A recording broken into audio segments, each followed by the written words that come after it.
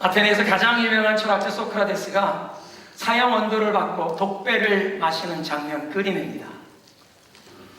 그의 제자였던 이제 플라톤이 쓴 책을 보면 제자들이 가서 선생님 탈출합시다. 아니다.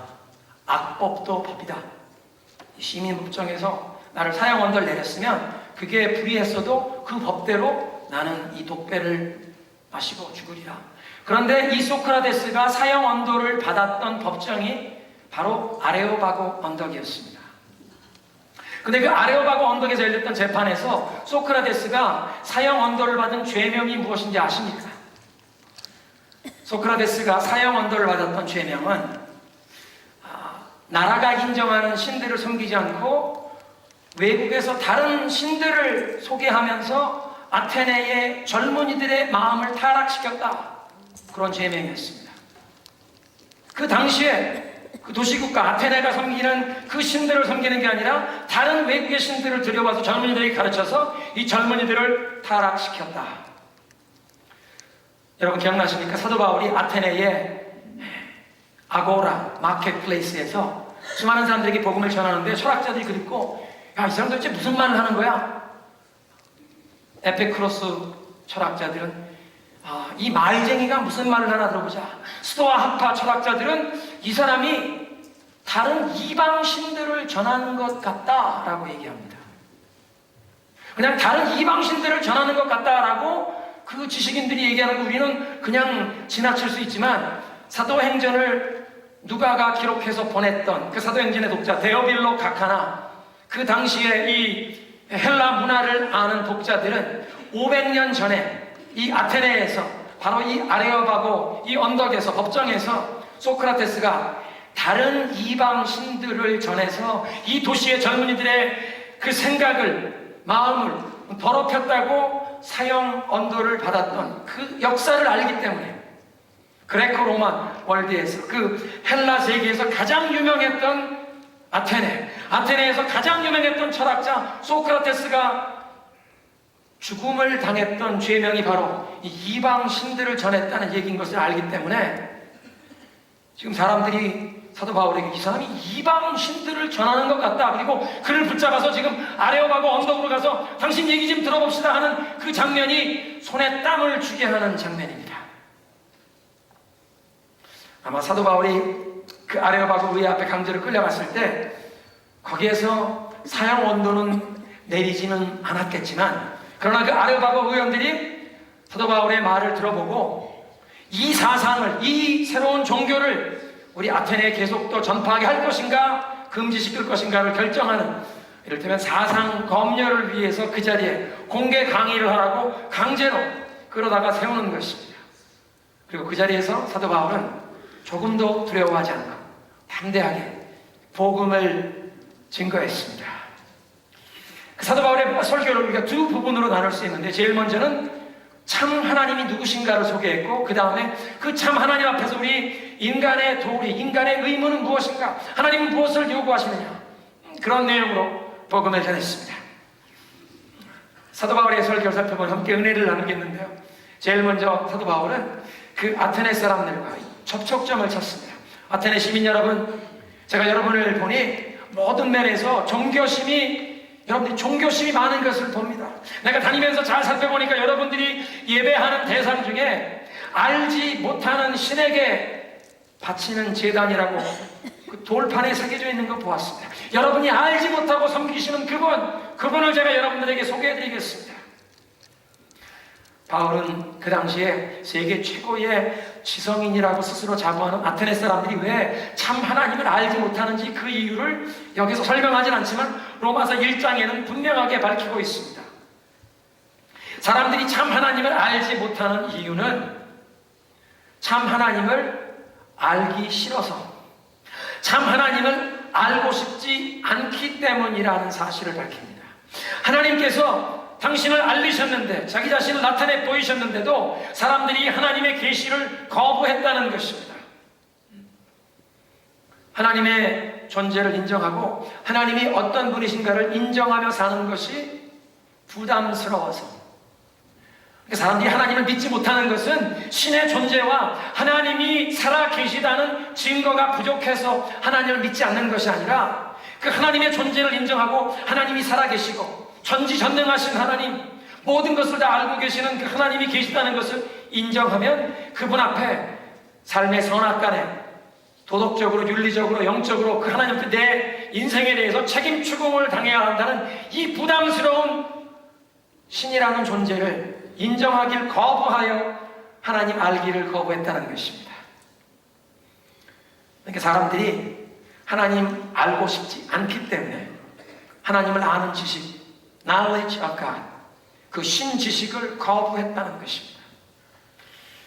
사도 바울이 하나님을 알지 못하는 신으로 그렇게 부르고 있는데, 사도 바울이 그 알지 못하는 참 하나님이 어떤 분인지를 소개하는데 제일 먼저는 창조주 하나님으로 소개합니다. 24절에 우주와 그 가운데 있는 만물을 지으신 하나님께서는 천지의 주제시니 사람의 손으로 지은 이 신전에 계시지 아니합니다.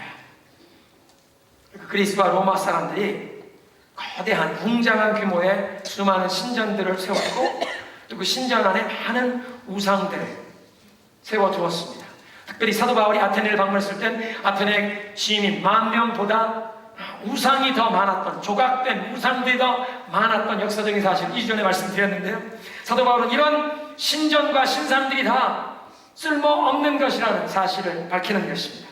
온 우주 만물을 창조하신 하나님께서 사람의 손으로 만든 그 신전에 거하시는 그런 곳에 갇혀 사시는 분이 아니고 사람이 돌을 깎아서 또는 금과 은으로 부어서 만든 그 우상들이 참신이 될 수 없다는 사실을 그들에게 증거합니다. 여러분, 하나님께서 온 우주 만물을 창조하신 창조주라는 진리는요, 이 온 우주 만물 안에 그 창조주 하나님의 능력과 권세, 그의 지혜, 하나님이 어떤 분이신가 하는 증거가 이미 아주 가득하게, 편만하게 널려 있다는 사실입니다. 로마서 1장 20절에 사도 바울이 이렇게 증거합니다. 창세로부터 그의 보이지 않은 것들, 곧 그의 영원하신 능력과 신성이 그가 만드신 만물에 보여 알려졌나니 그러므로 그들이 핑계하지 못할지니라. 하나님 어디 계시냐? 난 하나님을 알지 못한다. 핑계할 수가 없는 것은 하나님이 지으신 이 모든 우주 만물 가운데 하나님의 그 영원하신 능력, 그의 신성, 그의 놀라운 지혜, 권능, 이 모든 것이 분명히 보여 알려졌느니라. 오늘 예배의 부름이었던 시편 19편도 그런 동일한 창조주 하나님에 대한 증거가 이 우주 만물 가운데 있는 것을 선포합니다. 하늘이 하나님의 영광을 선포하고 궁창이 그의 손으로 하신 일을 나타내는구나. 날은 날에게 말하고 밤은 밤에게 지식을 전하니 언어도 없고 말씀도 없으며 들리는 소리도 없으나 그 소리가 온 땅에 통하고 그의 말씀이 세상 끝까지 이르는도다.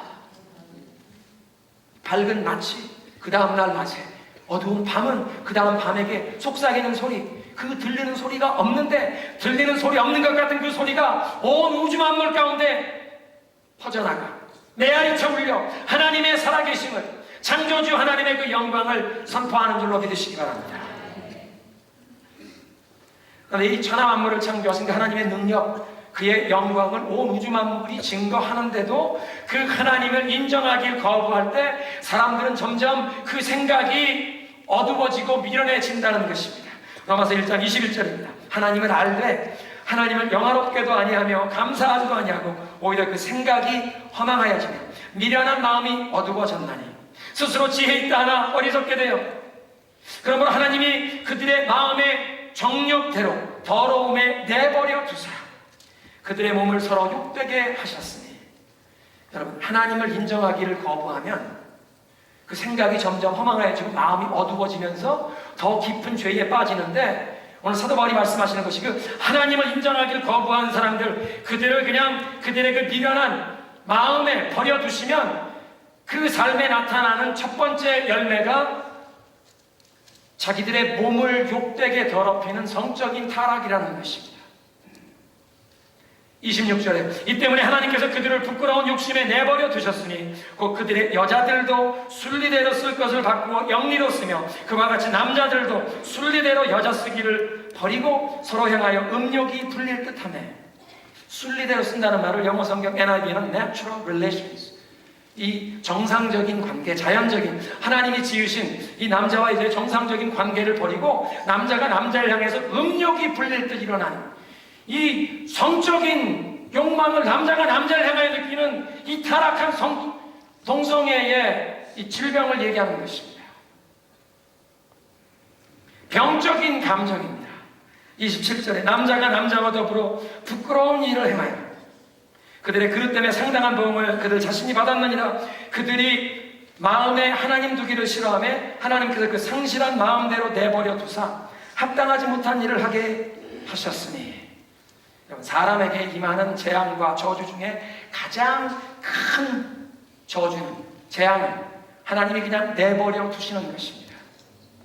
죄를 범했을 때 그 죄에 대한 이 책망이, 죄책감이, 부끄러움이, 이 마음의 고통을 느껴야 회개하고 죄에서 벗어나고 생명의 길로 갈 터인데, 하나님께서 그 부끄러운 욕망에 그냥 내버려 두시면 죄를 지어도 부끄러움을 느끼지 않습니다. 양심의 가책을 느끼지 않습니다. 죄책감을 느끼지 않습니다. 회개하지 않고 그 죄 가운데 살다가 영원한 멸망으로 간다는 것입니다. 어쩌면 우리가 지금 살고 있는 이 미국 문화에 이런 두려운 현상이 일어나고 있는지도 모르겠습니다. 하나님을 인정하기를 거부하며 그 생각이 점점 더 허망해지고 마음이 어두워지다 보니까 성적인 타락이 심해져 가면서 결혼 제도와 가정을 파괴하는 이런 일들이 일어나고 있습니다. 여러분 뉴스를 들으셨는지 모르겠지만 지난 월요일 미국 연방 대법원이 동성 결혼을 30개 주에서 합법화하는 그런 결정을 내렸습니다.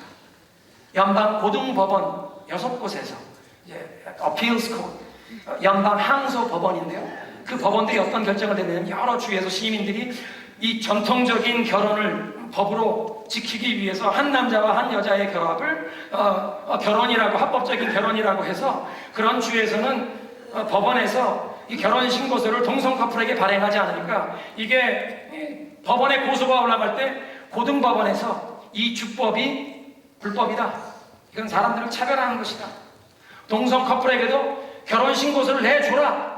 그러니까 각 주의 주 정부에서 법무부 장관들이 이건 연방 대법원에 우리가 항소하겠습니다. 우리 주의 시민들이 전통적인 한 남자와 한 여자의 결합을 결혼으로 지키려고 하는데 법원에서 이것을 불법이라 하는 것은 위헌이요. 그걸 대법원에 항소 올렸는데 대법원이 이 항소를 듣기를 거부했습니다. 무슨 얘기냐면 연방 고등법원이 내렸던 판결을 그냥 인정해 줘버린 것입니다. 그래서 이제 미국에서는 동성결혼이 합법화되는 주가 19개 주가 아니라 30개 주가 돼버린 것입니다. 여러분, 미국 사회의 이런 추세는 분명 하나님께서 악하게 보시는 죄악과 사회적인 병폐를 법원의 법관들이 옹호해 주는 것입니다. 불과 10년 전만 해도 미국 여러 주에 Anti-Sodomy Law에서 이 동성애 행위를 범죄시하는 법이 있었습니다. 2003년에 연방 대법원이 텍사스 주에 이 Anti-Sodomy Law, 동성애 행위를 범죄시하는 이 법을 불법이라고 해서 전국에 있는 모든 법들이 다 무효화되어 버렸습니다. 동성애 성향을 가진 사람들을 우리 민주주의 사회에서 그들이 프라이빗하게 자기들끼리 동거하는 것까지 막을 수は없겠지만, 그러나 법원이 결혼의 정의를 바꾸어가면서 이 동성 커플들의 결혼을 합법적인 결혼이라고 인정해 주는 것은 하나님의 창조 질서를 거스르는 결정입니다. 하나님께서 그 상실된 마음에 그냥 내버려 두시는 이 사회의 가장 엘리트, 가장 많은 것을 배웠다는 대법원의 법관들이 이런 결정을 내린, 그래서 하나님께서 자기들이 스스로 지혜 있다고 생각하지만 어리석어가는 그 사람들 상실한 마음에 버려두시는 현상이 아니겠습니까? 우리는 분명히 동성애 성향을 가진 사람들을 차별대하면 아니 됩니다. 여러분 잘 들으십시오. 만약 동성 커플이 교회에 찾아온다면 우리는 그들을 예수 그리스도의 사랑으로 환영하고 맞아주어야 할 것입니다. 오늘 우리 찬양 시간에 조원학 선생님 말씀하신 것처럼 교회는 인생의 짐이 너무 무거워서 예수님의 그 십자가의 은혜를 의지할 수밖에 없는 허물 많은 죄인들이 주님 앞에 나와 우리의 연약함과 부족함 치유함받고 예수 그리스도의 십자가의 은혜로 고침받는 소망을 얻는 곳인 줄로 믿으시기 바랍니다. 죄인들이 모이는 것입니다. 허물 있는 사람들이 모이는 것입니다. 그래서 동성 커플들이 교회에 찾아온다면 환영하고 사랑하고 그들을 위해 기도해서 하나님의 말씀과 성령의 능력으로 그들이 그 질병에서 노인받고 그 죄의 굴레에서 노인받을 수 있도록 어쩌면 다른 사람들보다 더 많은 관심과 사랑을 그들에게 베풀어야 할 것입니다. 그렇지만 교회에서 그들을 결혼을 인정해주고 결혼식을 거행해 줄 수는 없습니다. 그것은 인간을 창조하시고 아담과 하와를 짝지어 주시면서 결혼과 가정의 제도를 세워주신 그 하나님을 대하여 거역하는 행위입니다. 아무리 사회 풍조가 바뀐다고 할지라도 교회는 하나님의 말씀대로 살아가야 할 줄로 믿으시기 바랍니다. 아무리 미국 연방 대법원이 합법화시켜도 하나님께서 죄악이라고 부르시면 우리는 그것을 이건 죄악이구나 인정하는 것입니다. 사람들에게 정죄하고 돌을 던지라는 것이 아니라 그들이 그 죄의 굴레에서 벗어날 수 있도록 사랑하고 품어주지만 그 죄를 인정해 주는 것은 아니라는 것입니다.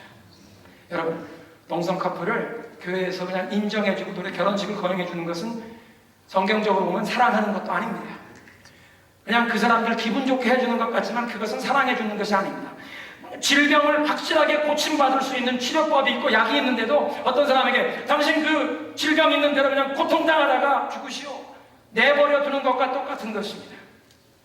어떤 사람이 이 동성애라고 하는 이런 병적인 현상에 사로잡혔다면 그리스도의 십자가의 능력으로 고침받아야 할 줄로 믿습니다. 만약 그런 동성애 성향을 가지고 태어났으면 어떡합니까? 아담과 하와의 죄 때문에 우리 사람들의 삶 가운데 그런 고통과 이 망가진 부분들이 있습니다. 부모님께로부터 당뇨병이 발병할 수 있는 유전인자를 가지고 태어날 수도 있습니다. 그런 사람은 나이가 되면 자기가 그 당뇨병에 대해서 조심하고 당뇨병이 발병하면 약을 먹고 치료를 받아야 하는 것입니다. 마찬가지로 우리 인간의 타락 때문에 동성애 성향을 가지고 태어났을지라도 예수 그리스도의 십자가의 보혈의 능력은 그 모든 죄와 질병에서 고쳐주실 수 있는 줄로 믿으시기 바랍니다.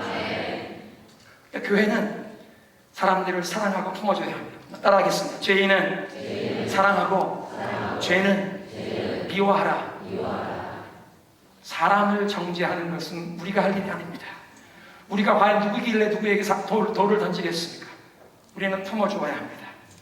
죄인은 용납하고 받아주시면 하나님이 죄라고 하신 것을 우리는 선하다고 말할 수 없다는 것입니다. 그래서 교회는 어떤 핍박과 희생이 있더라도 하나님의 말씀대로 살아야 할 줄로 믿습니다. 하나님의 말씀을 버리는 개인, 가정, 국가, 어떤 공동체든지 하나님께 버림을 받습니다. 여러분 사무엘상을 보니까요, 이스라엘의 첫 번째 왕이었던 사울이 하나님의 말씀을 버림으로 하나님이 그를 버리셔서 더 이상 이스라엘의 왕이 되지 못하게 하십니다. 교회가 하나님의 말씀을 저버리면 그 교회가 버림받습니다.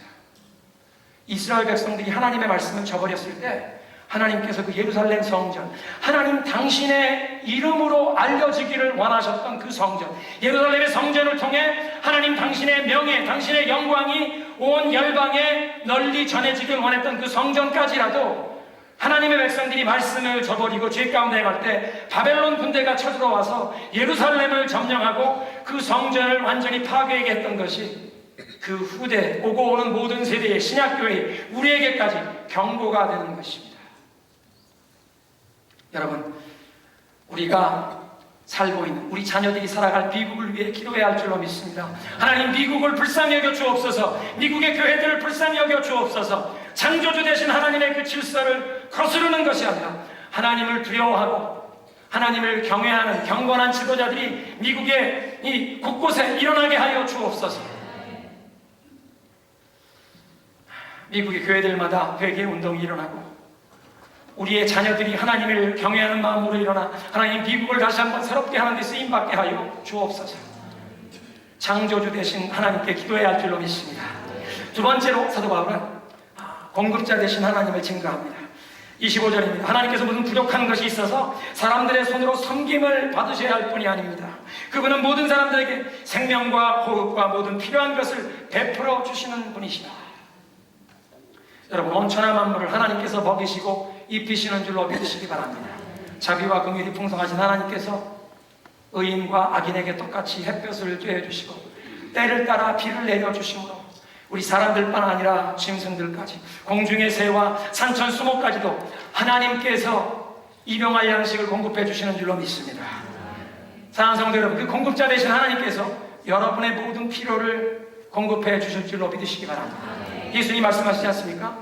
무엇을 먹을까? 무엇을 마실까? 무엇을 입을까? 염려하지 말라.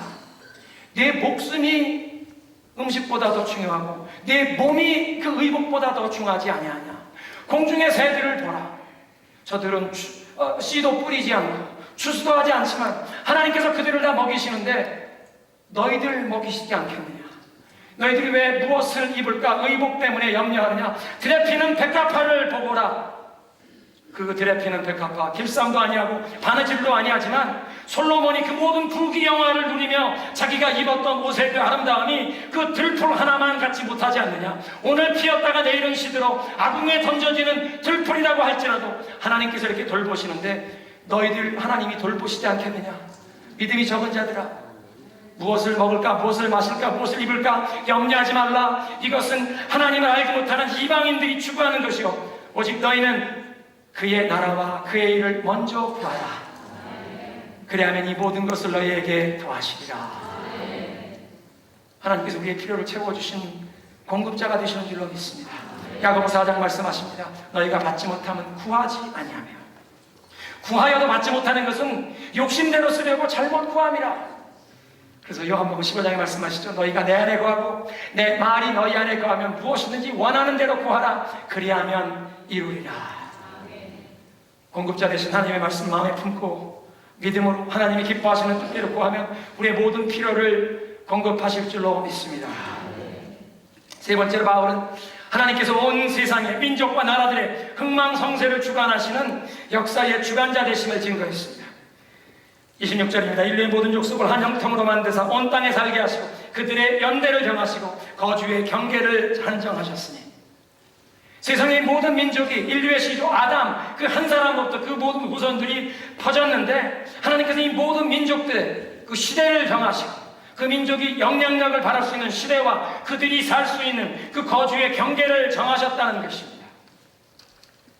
민족과 나라들의 이 인류의 역사를 하나님이 주관하시게, 그래서 우리는 우리 민족을 위해 기도해야 할 줄로 믿습니다. 이제 내년이 되면 8.15 해방 70주년, 남북이 분단된 지 70년이 되어 옵니다. 이스라엘 민족은 하나님께 불순종하여 바벨론의 포로 생활로 끌려갔다가 70년 만에 다시 본토로 돌아와서 예루살렘의 성전을 재건할 수 있었는데 하나님 우리 민족에게도 자비와 긍휼을 주셔서 북녘 땅의 모든 무너진 성전을 재건할 수 있는 은혜를 주옵소서. 우리 민족에게도 하나님 은혜를 부어주셔서 하나님의 은혜로 평화 통일을 이루고 북녘 땅에 곳곳에 그리스도의 이름으로 제단이 세워지게 하여 주옵소서. 여러분, 역사의 주관자가 되신 하나님의 이 절대 주권적인 섭리하심이 한 민족과 나라의 그 흥왕성쇠만 주관하시는 것이 아니라 그건 거시적인 안목의 역사고 우리 개인의 삶과 우리 가정의 진로도 하나님이 주관하시는 줄로 믿으시기 바랍니다. 그래서 우리 신앙인들은 자수성가하려는 것이 아니라 신수성가, 하나님의 능력의 손으로 도우심을 받아 우리 가문이 일어나는 그런 축복을 누려야 할 줄로 믿습니다. 한번 따라하겠습니다. 우리 자녀들이 신수성가에 복을 누리게 하소서. 소원하십니까? 우리 자손들이, 우리 자녀들이 하나님의 도우심을 힘입어 살게 하옵소서. 여러분, 하나님께서 이 창조주가 되시고 공급자가 되시며 이 역사의 주관자가 되신다면 그 하나님 앞에 우리 인생, 우리 인간이 마땅히 보여야 할 우리의 도리와 반응이 무엇이겠습니까? 사람은 하나님을 찾아야 한다고 사도 바울이 얘기합니다. 27절에 하나님이 이렇게 하신 것은, 피조물에게 이렇게 자신을 알려주신 것은 사람으로 하여금 하나님을 더듬어 찾게 하시려는 것입니다. 사람이 하나님을 찾기만 하면 만날 수 있을 것이라. 하나님은 그렇게 멀리 계신 분이 아니라 창조주 되시고 공급자가 되시고 역사의 주관자가 되시는 하나님, 우리가 그 하나님을 찾아야 하는데 사람들은 하나님을 찾는 것이 아니라 우상을 만들어서 자기 손으로 우상을 만들어 섬긴다는 것입니다. 사도 바울이 이렇게 설교했던 그 아테네 사람들만 아니라 우리들도 그렇게 우상을 찾고 우상을 섬기지 않습니까? 어떻게 할 수 있습니까? 하나님 아닌 것에 우리의 인생을 걸고 우리 인생의 행복의 조건을 하나님 아닌 것에 두는, 하나님 아닌 다른 사람, 다른 것에 우리의 소원을 두고 우리의 인생의 모든 기대를 두는, 우리 인생의 가장 소중한 것을 하나님 아닌 다른 것 또는 다른 사람으로 붙잡는 것, 이것이 다 우상을 따라가는 우리의 모습 아니겠습니까? 그래서 하나님 아닌 우상을 따라가는 아테네 사람들에게도, 우리들에게 사도 바울은 결단을 촉구합니다. 회개하라. 알지 못하던 시대에는 하나님께서 이 무지함을 간과하셨거니와 이제는 어디든지 사람들에게 회개하라 명하시느니라. 왜 회개해야 합니까? 하나님께서 인내함으로 과거의 무지함을 참아주셨기 때문입니다. 과거에 하나님을 알지 못해서 그 무지함 가운데 헛된 거짓된 것들을 예배했던 그 모든 과오를 하나님이 그냥 넘어가 주셨지만, 이제 예수 그리스도 안에서 죄사함과 영원한 생명을 선포하셨기에 어디든지 예수 그리스도의 복음을 선포하는 것마다, 복음을 듣는 것마다 회개하라고 명하신다는 것입니다.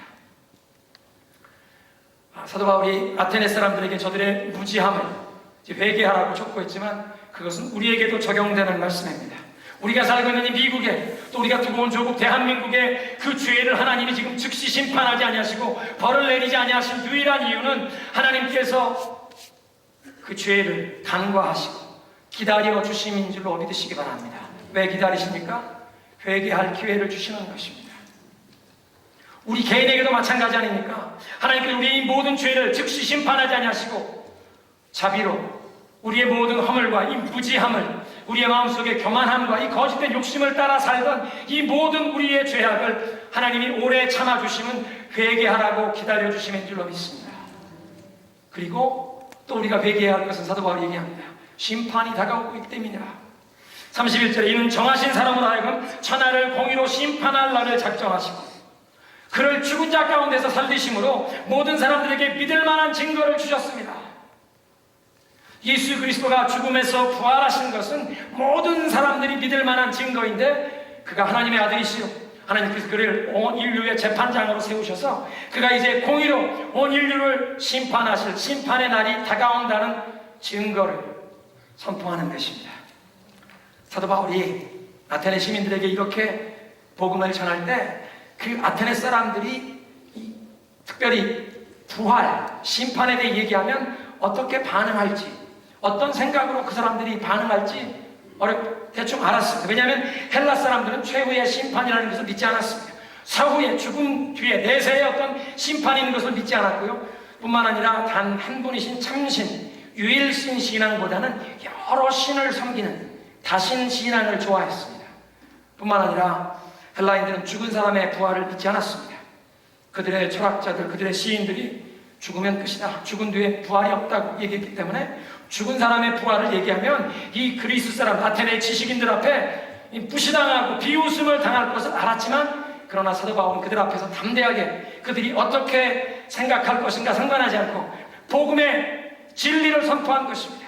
하나님은 창조주시라, 하나님은 공급자시라, 하나님의 역사의 주관자시라, 그 하나님을 우리가 찾아야 하는데 찾지 않고 우상을 섬겨왔는데 하나님이 회개하라 하신다. 회개할 것은 하나님이 기다려주셨고 이제 심판의 날이 다가온다. 그 설교를 들은 사람 세 가지 반응이 있습니다. 첫째는 비웃었습니다. 그런가 하면 어떤 사람들은 당신 얘기를 나중에 좀 더 들어봐야겠습니다, 결단을 유보합니다. 그런데 그 복음을 듣고 예수를 믿게 된 사람들이 있습니다. 아레오바고의 위험 가운데 다이오시누스, 그리고 다말이라고 하는 여자, 그 외에 몇몇 사람들이 복음을 듣고 예수를 믿게 되었습니다. 오늘 메시지를 정리합니다. 아테네 사람들에게만 전하는 복음이 아닙니다. 우리에게 임하는 복음입니다. 하나님이 창조주가 되셔서 우리는 그 하나님 창조주 하나님의 그 말씀대로 창조 원리대로 살아야 하는 줄로 믿습니다. 하나님 공급자가 되십니다. 하나님의 나라와 일을 먼저 구할 때 우리의 모든 필요를 채워주십니다. 하나님의 역사의 주관자가 되십니다. 민족과 나라들의 역사만 아니라 우리의 개인적인 삶과 우리의 가정, 우리 가문의 흥망성쇠까지 주관하시는 하나님, 그 하나님 앞에 지난날 우상을 따르던 이 죄를 회개하고 하나님의 뜻대로 살게 하옵소서. 하나님이 절대 주권자가 되셨기에 하나님 신수성가하는 개인 가정, 그런 교회가 되게 하옵소서. 우리 지금 함께 기도하겠습니다. 하나님, 지금까지 하나님을 찾기보다 눈앞에 보이는 세상의 헛된 것을 따라가던 우리의 모든 우상을 따라가던 미련함을 회개합니다. 이제 주님 앞에 우리의 모든 허물과 우리의 모든 죄악을 내어놓고 창조주가 되시며 공급자가 되시며 무엇보다 역사의 주인이 되시는 하나님의 뜻대로 하나님의 목표 하나님의 계획이 우리의 삶 가운데 이루어지는 그런 삶이 되게 하여 주옵소서. 함께 기도하겠습니다.